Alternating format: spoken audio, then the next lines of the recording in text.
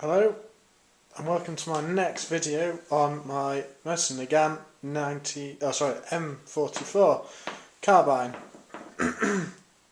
As you can see straight away it's a tiny little rifle, but it still fires the full 7.62x54R, which stands for rimmed, not Russian as it commonly mistaken, cartridge.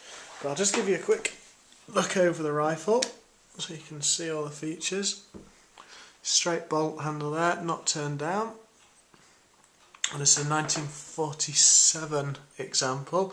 They were built from 1944 all the way up till 1955, I believed, and it's applied to anybody the Russians saw fit to giving guns to.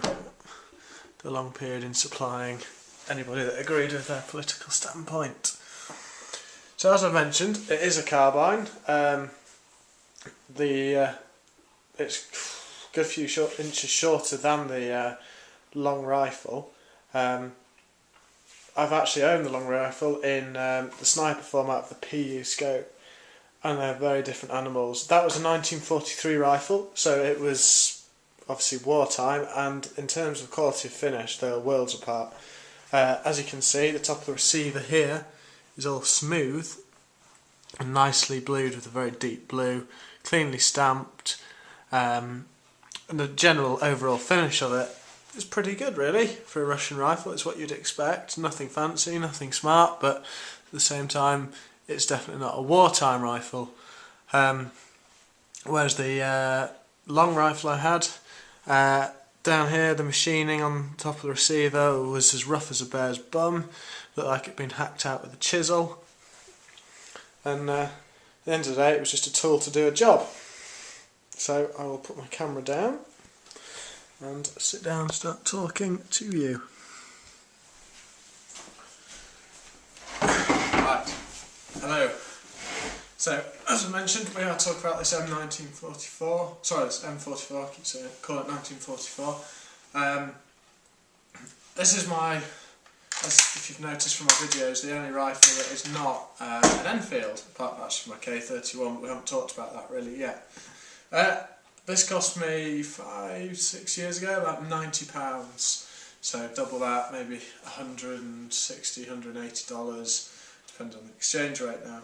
And I do know in America you can pick those up for a lot cheaper, but I thought £90, can't go wrong with it, and I haven't so far. Still buy loads of military surplus ammunition for these things, and it's dirt cheap. A lot of it's sort of Eastern Bloc, Hungarian, I've had some, I think I've had some Czech, a bit of Russian, but not so much that. A lot of Hungarian though. And Hungarian, interesting enough, the ammunition is heavy ball that I've had access to, and it's had I think it's a yellow tip. I've had two types. Well, one of them's got a yellow tip, almost looks like a tracer round designation, and it shoots extremely well. It shoots better with that heavy ball than it does with the brand new factory loaded Privy Partisan ammunition, and is much cheaper. Interestingly enough, it still comes in wrapped in little wax parcels of 20 rounds tied with some looks like Hessian string. It's pretty rough and ready, but I suppose it's there to do a job, keep the ammunition dry and clean. Another little point about the ammunition actually, it is pressed out of steel. They're not brass cases, so it's obviously for the time the cheapest option for them to produce ammunition, and it seems to do, but they have a lacquer on them which after a few rounds, once the rifle's warmed up and maybe I think melted a bit of this lacquer, just can cause the action to stick a little bit. But the great thing about this rifle is it is so rough and ready, it doesn't matter if you give the bolt a good thrashing or a good sort of pounding to get it to come around, so it unlocks the mechanism and you can eject the cartridge. So just running over the very basics of the rifle. Obviously got a very short butt here. It is a small rifle, but I suppose the Russian conscript at the time wasn't a particularly big fellow. Steel butt plate, not like the Enfields or any of the American rifles, nothing in there, it's just a solid piece of steel that leaves a lovely little imprint on your shoulder if you're not holding the rifle correctly. Moving up, you've got a sling that would loop through there. I actually sold mine when it went with my sniper rifle. I kind of regret that now. I wish I'd taken it off and put the sling on this, but never mind. That that's a horrible piece of sort of leather belt loops under here, with then a piece of canvas, not too dissimilar to the sort of British slings, but not as good quality and heavy material. But again, it did a job, and that's what the Russians needed it to do. Moving up, we've got the 5-shot integral magazine, and I think this takes its name from, I'm going to say Moisin. It's either Moisin or Nagant. One of them designed the action and one of them designed the magazine. Feel free to correct me on that, because I'm sure I've got that the wrong way around. So you've got the bolt here. Simple, extremely rugged, not particularly easy to use, very clunky. It makes a Lee Enfield feel like a Rolls Royce to shoot. It is, again, I know I keep saying it, it is just a piece of machinery to do a job, and that's all it did. It didn't need to do it particularly nicely, as long as it shot that bullet downrange, preferably at the German or at the capitalist after the war. It did its job. So you've got your 5-shot magazine stacked on top of each other, hence the angle of the magazine there. It's not straight down because it's a rimmed cartridge. And it's a big old powerful round, the 7.62x54 rimmed. When it goes off out of the maze, you know about it. There's a huge crack, and because the barrel is so short on it, there's a big ball of flame, especially in the range just down the road from me, which is underground, so you're in a tunnel, and it just illuminates the tunnel. But when you're outside on the range, I don't know why, but the ground does shake when you shoot this, and you get a big muzzle blast in terms of you can feel the heat on your face. And if the wind's in the right direction, you tend to get a lot of just powder residue and stuff blown over your face. You sort of feel like you've got a grubby residue once you get home. So we've got quite a long receiver there. Moving up to the rear sight, which starts at 100 yards, or what the Russian equivalent. I'm not sure if it's the yards or the Russian equivalent, and goes up to 1,000.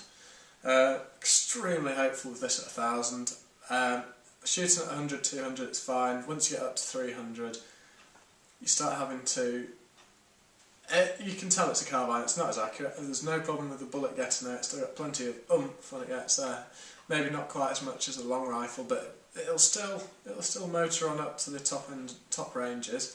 But I think you're very hopeful if you're hoping to shoot somebody at 1,000 yards with this, because also the sight is so basic. There's you can change the windage on the foresight, I believe, by knocking it or tapping it from left to right.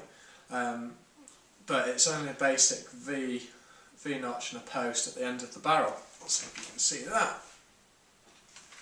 Okay, right next to it, you may have noticed this is the bayonet.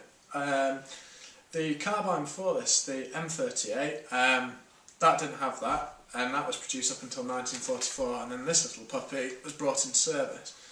But this, the theory was, if you've got the bayonet attached to your rifle, you're more likely to use it.